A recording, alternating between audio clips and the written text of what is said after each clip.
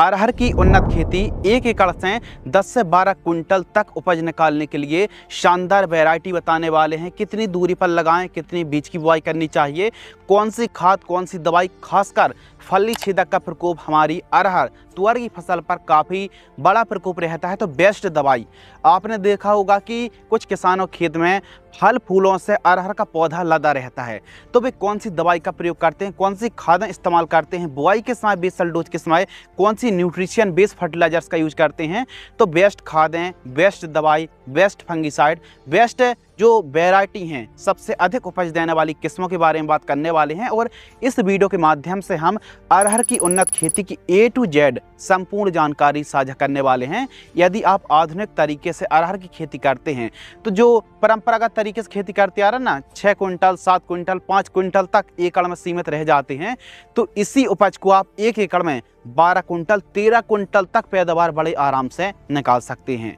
तो किस प्रकार आपको खेती करनी चाहिए, कौन सी जरूरी बातों का ख्याल रखना चाहिए। यदि आप अरहर को अरहर के तरीके से ही खेती को करते आ रहे हैं, यानी अरहर की फसल है, ऐसी नॉर्मल छिटका विधि से बुआई कर दी, तो आपको पैदावार भी एवरेज मिलने वाली है। यदि आप भी एक अच्छी पैदावार 10 कुंटल प्लस की पैदावार निकालना चाहते हैं, तो अपने आप को अपग्रेड करना पड़ेगा, कुछ इनोवेशन करना पड़ेगा, तब जाके एक अच्छी उपज, एक अच्छी पैदावार आप अरहर की खेती से निकाल सकते हैं। चलिए शुरू करते हैं। सबसे पहले बात करते हैं समय यानी टाइमिंग। खरीफ सीजन के लिए अरहर की बुआई करने के लिए सबसे अनुकूल जो समय रहता है वो जून और जुलाई महीना। जून के अंतिम सप्ताह से लेकर के मध्य जुलाई के बीच में, जुलाई के प्रथम दूसरे सप्ताह पर आप अरहर की बुआई कर दीजिए। खेत की तैयारी कैसे करना है, सबसे पहले बढ़िया तरीके से एक अच्छी पैदावार निकालना चाहते हैं, तो अरहर की खेती को आपको आधुनिक तरीके से, नई पद्धति से आपको खेती करना पड़ेगा। सबसे पहले 1 से 2 बार अच्छे से कल्टीवेटर चलवाना है, मिट्टी को भुरभुरी करा लीजिए, और जो आप वीडियो पर देख रहे हैं कुछ इस प्रकार बेड तैयार करा लेना। इससे जड़ों का विकास अच्छा होता है, पैदावार अधिक मिलती है। तो जो आपको डिस्टेंस रखना है, बेड की चौड़ाई 3.5 फीट के आसपास, बेड की दूरी 6 फीट के आसपास और ऊंचाई 1 फीट के आसपास रखें। लाइन विधि से यानी कतार विधि से अरहर की खेती करना चाहिए, और लाइन से लाइन की दूरी 6 फीट रखिए, जबकि पौधे से पौधे की दूरी 15 से 20 सेंटीमीटर के आसपास रखिए। 5 से 6 सेंटीमीटर गहराई पर्याप्त होती है अरहर बुआई के लिए।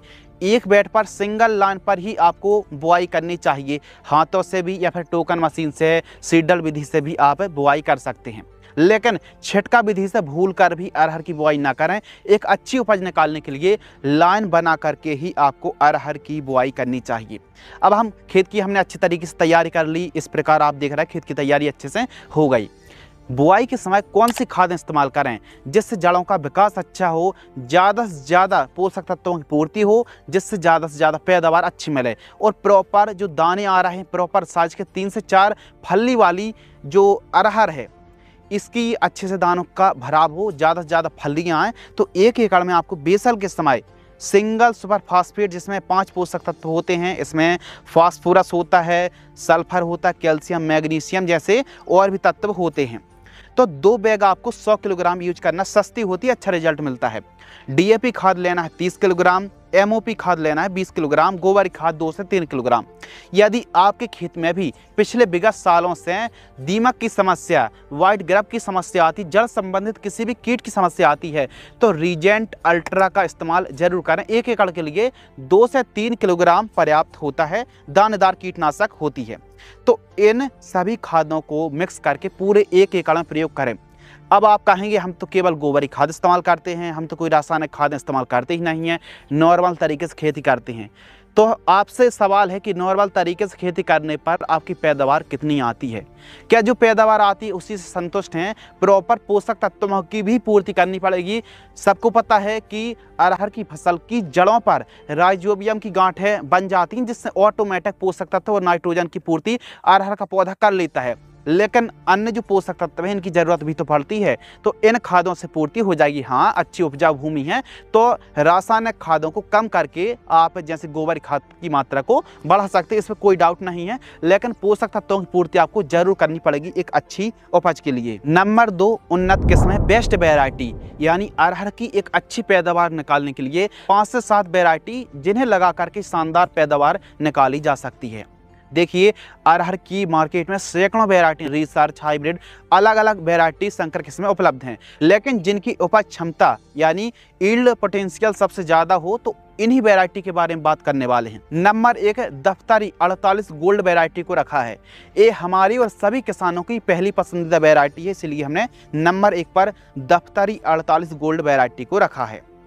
इसके साथ ही दफ्तारी 345 मध्यम अवधि की वैरायटी है, इसको भी आप लगा सकते हैं। यानी दफ्तारी की जो भी वैरायटी हैं किसानों के हित पर बहुत अच्छा परफॉर्मेंस कर रही हैं। अंकुर की 2 वैरायटी हमको काफ़ी पसंद आई, अंकुर की चारू और अंकुर की प्रभा वैरायटी। यह दोनों की दोनों वैरायटी लगभग 155 से 160 दिन के आसपास का समय लगता है। भूरे रंग के दाने होते हैं।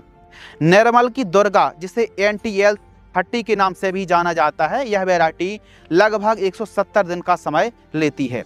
अजीत की एक वैरायटी काफ़ी शानदार लगी, श्वेता के नाम से आती है, F1 है। श्वेता किस्म 165 दिन में तैयार हो जाती है। साथ ही VDN जो 716 वैरायटी आती है ना, इसको भी आप लगा सकते हैं। महाराष्ट्र पर 716 वैरायटी को खूब ज़्यादा लगाया जाता है और अभी जो काफ़ी ट्रेंड बना हुआ है कुदरती 3 और पूसा 16 वैरायटी को भी आप लगा सकते हैं।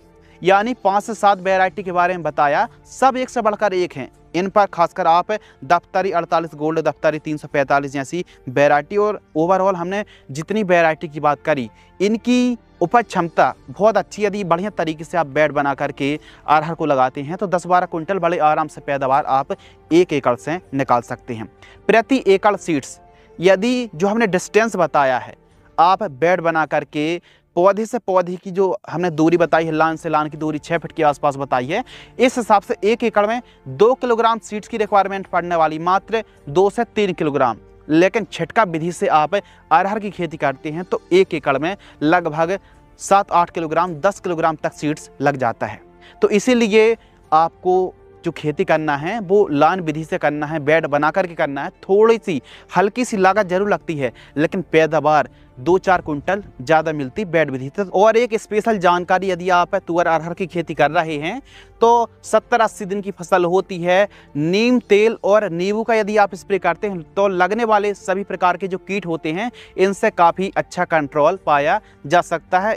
एक चीज़ और, जब हमारी फसल 60 दिन 55-60 दिन के आसपास की हो तो टॉप जो नोचन विधि का आप यूज कर सकते हैं। यानी जो टॉप सीड्स होते हैं उनको भी आप कट कर सकते हैं। जैसे चने को एकदम टॉप सीड्स कट किया जाता है, उस प्रकार आप इस प्रकार टॉप नोचन भी कर सकते हैं। टॉप सीड्स को यदि आप कटिंग करते हैं तो फुटाव ज़्यादा से ज़्यादा अच्छे होते हैं। या फिर आप PGR का स्प्रे कर सकते हैं, चमत्कार या फिर लिहोशन। 15 लीटर पानी में 25 ml की दर से 20 से 25 ml पर्याप्त है। कब 50-60 दिन की फसल होती है। बीज उपचार बहुत ज़्यादा जरूरी होता है। बुआई से पहले कोई ऐसी फंगीसाइड, कोई ऐसी दवाई होनी चाहिए जिसके रिजल्ट अच्छे मिलें, फंगस और रोग बीमारी का प्रकोप ना हो और फसल स्वस्थ रहे। सस्ते पर बढ़िया सी जो दवाई है वो है वारडान एक्स्ट्रा। वारडान जो एक्स्ट्रा है इसमें ट्राइफ्लॉक्सीस्ट्रोबिन है, थायोफेनेट मिथाइल और थाइमोथोक्सोम जैसे 3 साल्ट हैं। 1 किलोग्राम बीजों को 2 ml की दर से 2 से 3 ml की दर से आप बीजों को उपचार करें, शानदार रिजल्ट देखने के लिए मिलेंगे। हल्के से पानी छींटे मार करके आप इस दवाई का इस्तेमाल करें और इससे अंकुरण जर्मिनेशन काफ़ी शानदार होता है। खरपतवार की रोकथाम यानी बीट कंट्रोल। अरहर की फसल पर खरपतवार कंट्रोल करना बहुत ज़्यादा जरूरी होता है।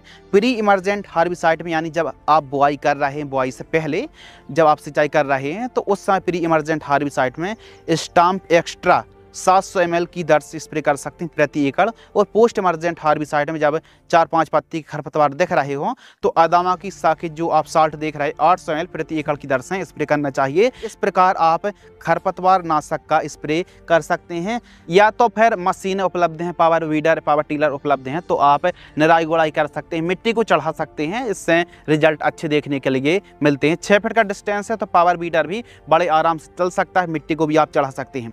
रही बात स्प्रे शेड्यूल की, तो इन सभी बीमारी को कंट्रोल करने के लिए फर्स्ट स्प्रे, सेकंड स्प्रे, केवल 2 स्प्रे की आवश्यकता होती है। इल्लियों के लिए कोराजन, एम्प्लीगो और डेलीगेट ग्रासिया जैसी कोई भी कीटनाशक स्प्रे किया जा सकता है। और खाद शेड्यूल में केवल 1 खाद देने की आवश्यकता है। फर्स्ट खाद 40 से 50 दिन के आसपास की फसल होती है। सागरिका गोल्ड, माइक्रोन्यूट्रिएंट और यूरिया खाद का इस्तेमाल करें। लाइफ साइकिल की बात करें तो अरहर की लाइफ साइकिल 6 से 7 महीने की मानी जाती है। उत्पादन 1 एकड़ से इस प्रकार खेती करने पर 10 से 12 कुंटल तक पैदावार निकाल सकते हैं। लागत की बात करते हैं तो 1 एकड़ में 12,000 से लेकर के 15,000 रुपये के आसपास लागत लग जाती है। इस प्रकार किसान भाइयों, आप अरहर की खेती करके शानदार पैदावार निकाल सकते हैं और शानदार कमाई कर सकते हैं। यदि आपको यह वीडियो पसंद आती है तो वीडियो को लाइक करें, चैनल को सब्सक्राइब करें। धन्यवाद।